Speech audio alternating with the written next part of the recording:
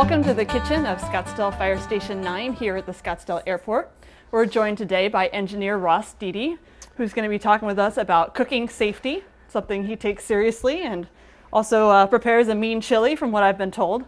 So what are you cooking for us? I am making some chili today, Tiffany.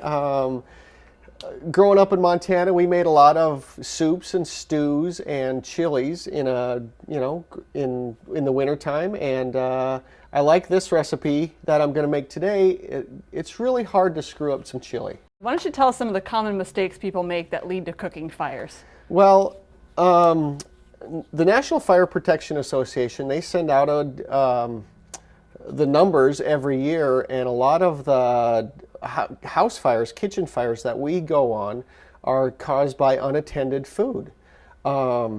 People leaving their food in the oven, food on the stove, and then going to the grocery store, answering phones, attending to their child, stuff like that. So we're just going to show some safety tips on how not to have that happen, and we'll go from there. Great. So if I'm cooking and say I get a small fire in my frying pan or even in the oven, what's the first thing you need to do? Do you grab it and run with it?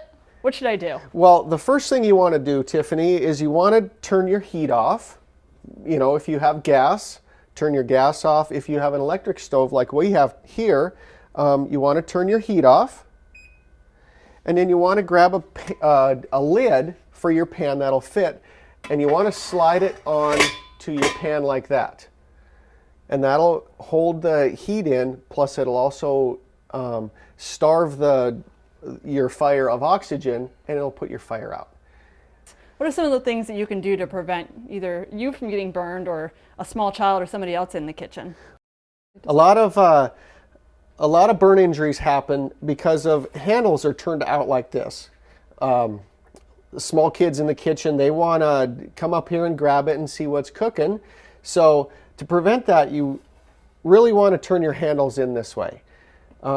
Another safety tip is always use a pot holder or a glove or anything that'll prevent you from grabbing this pan while it's hot. You always want to try to keep a 3-foot barrier around your stove. Pot holders, the curtains, paper towels, so anything of that nature that can catch fire. You want to keep a 3-foot barrier around your oven or stove. Also, buildup of grease and you want to keep a clean area when you're cooking. Make sure that your oven is nice and clean when you cook it. Your stove top is clear of, your 3-foot barrier of your grease. Make sure that your area is clean. Also, a 3-foot barrier around your oven and stove for children. Have them do something else. Working on homework is a great thing to do. Have them help you prepare the meal itself, which is a lot of fun for them. They always want to try to do that. Well, why don't you get started and show us what's in your famous firefighter chili recipe? Well, like I said, it's pretty hard to mess up chili. We also try to make it, we call it fireman proof. So what does that mean? We like to keep it simple. Okay. Some tomato sauce. Stewed tomatoes are really good in chili. And then of course your chili beans. Kidney beans, chili beans. Probably also a good recipe that you can cook, and if you get called out away from the station, come back, heat it up. Absolutely. Doesn't have to be hot out of the oven. We always make sure that we turn our stoves off and our ovens off when we have to leave on an emergency call.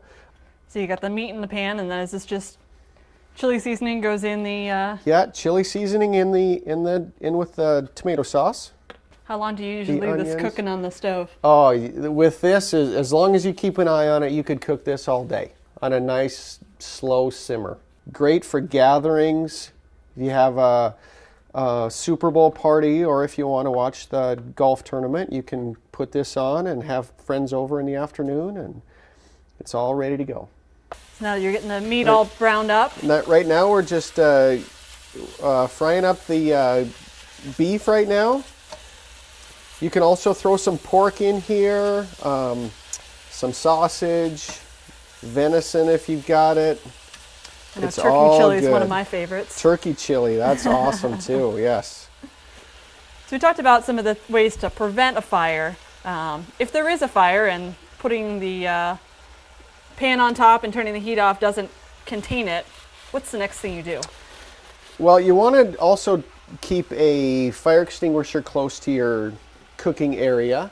Okay. The best one to get is an ABC fire extinguisher.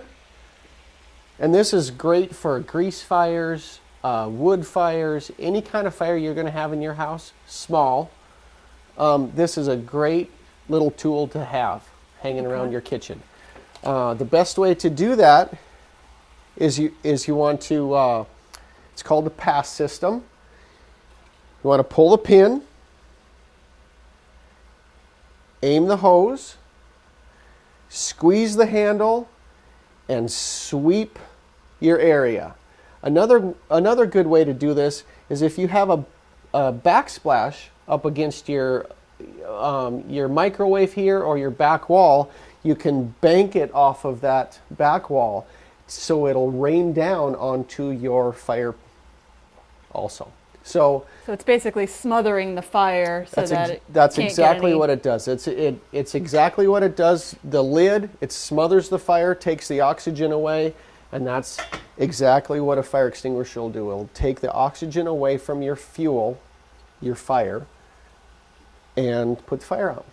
If it's anything bigger than that, get out, call 911, we'll come. Don't be a victim. Now, do you ever need to service these? I mean, do they sit under my sink for years and years? Are they still good? How do you really know? It always says if you purchase one of these, it always says to service it once a year. You can take that to your local fire department and get it, find out where they get theirs serviced, or you can just go to any hardware store and buy yourself a new one every year. They're always great to have.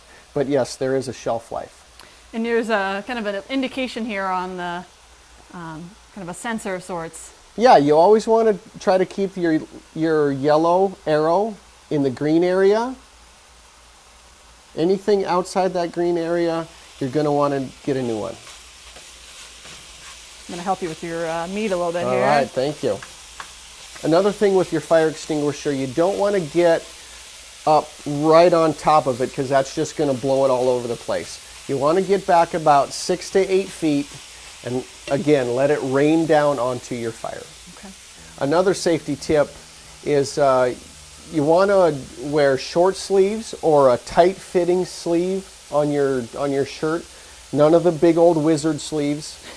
Those aren't really good for cooking anyway. So they could probably easily drape in the pan, right, catch fire. Right. Especially if you have a gas stove or it's on the burner itself for a little bit of time, it's going to catch fire. So once the meat is all brown, then you can add them together, huh? Yeah, you can either rinse off your beef or your sausage, or you can just add it right to it. We got some pretty lean meat here, so we'll just add it right to our chili. And this is when you'd let it simmer for a period of time. Now you can let it simmer, yes. Until they're ready to eat, or you get a call, or right. Game time. And then you can always add spice if you like it. Sprinkle some cheese on top. You can sprinkle some cut up raw onion on top. You can throw some sour cream in there. You can, however you want to eat it. Well, that certainly seems like a delicious and simple recipe. I'm sure your crew's excited to have some chili for dinner tonight. Thank you again, Ross, for sharing your delicious firefighter chili recipe. You're welcome. Thank you for having me. Looking forward to trying it.